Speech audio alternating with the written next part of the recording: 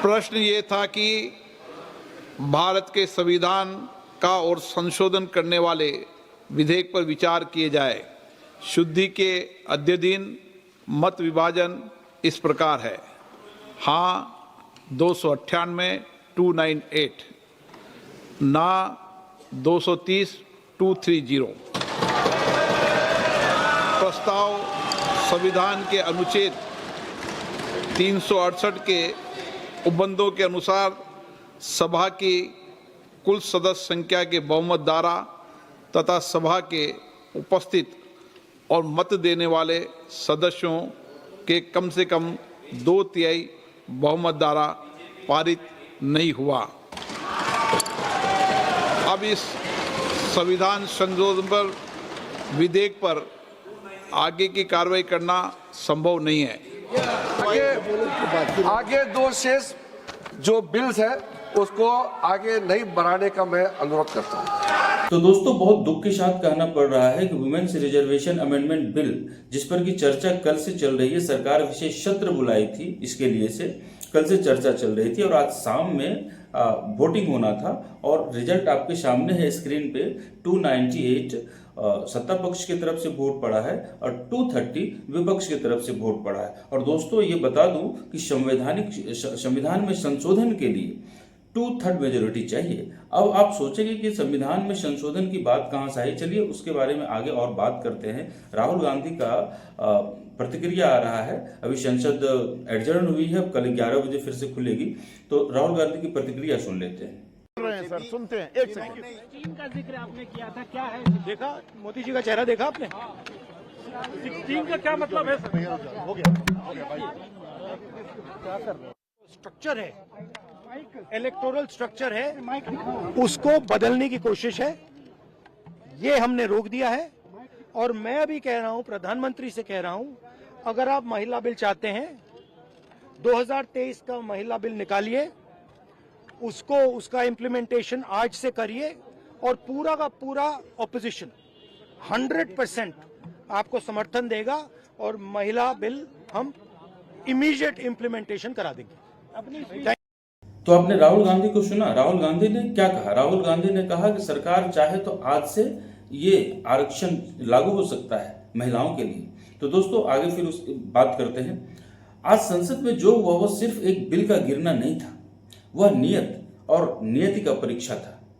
महिला आरक्षण के नाम पर लाई गई एक संवैधानिक संशोधन प्रक्रिया आज लोकसभा में वोटिंग के बाद आगे नहीं बढ़ सकी। सवाल यह नहीं है कि महिला आरक्षण चाहिए या नहीं, सवाल यह है कि कैसे, कब और किस शर्त पर। क्या हुआ सदन में आज?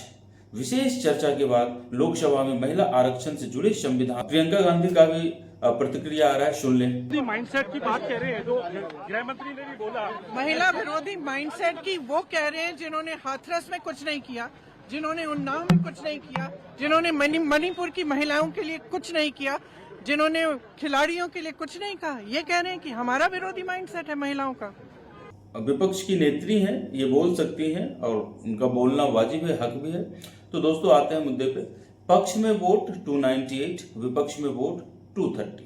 संख्या बड़ी दिखती है, लेकिन संविधान संशोधन के लिए सिर्फ बहुमत नहीं बल्कि 2/3 बहुमत अनिवार्य होता है और यहीं पर सरकार का गणित बिगड़ गया। क्यों नहीं मिला 2/3 मेजोरिटी?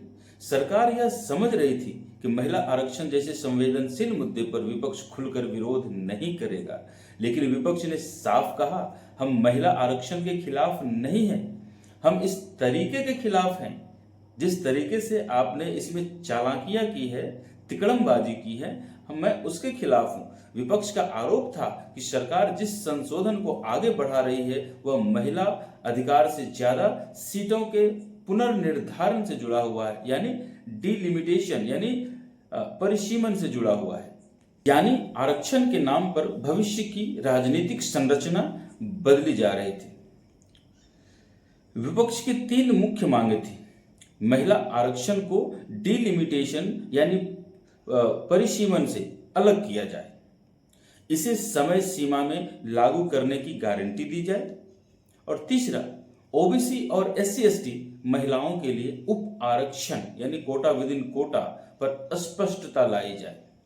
विपक्ष का कहना था कि अगर सरकार सच में महिला प्रतिनिधित्व चाहती है तो इसे टालने वाला कानून नहीं बल्कि लागू करने वाला कानून बनाना चाहिए।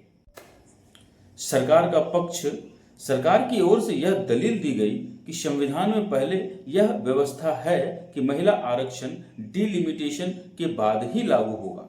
सरकार ने कहा कि यह कोई चाल नहीं बल्कि संवैधानिक प्रक्रिया है, लेकिन यहीं पर विपक्ष ने पलटवार किया। अगर प्रक्रिया ही बाधा है तो फिर 2023 में कानून पास कर महिलाओं को उम्मीद क्यों दिखाई गई? क्या हुआ था तब? यहीं से कहानी जाती है 2023 में।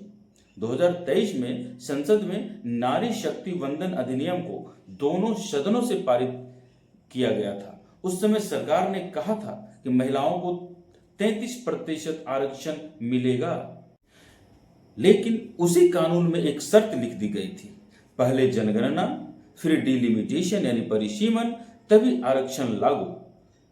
वो लिखा हुआ था 2023 में जो पारित हुआ है, पास हुआ है, और 2023 में जो बिल लाया गया था उसमें विपक्ष के सारी पार्टियों ने समर्थन किया था, सर्वसम्मति से वो पारित हुआ था। लेकिन चाबी किसी और के हाथ में, यानी कानून पास, चाबी किसी और के हाथ में। आज का मतदान इसीलिए अहम है क्योंकि विपक्ष ने पहली बार इस पूरी रणनीति को खुलकर चुनौती दी।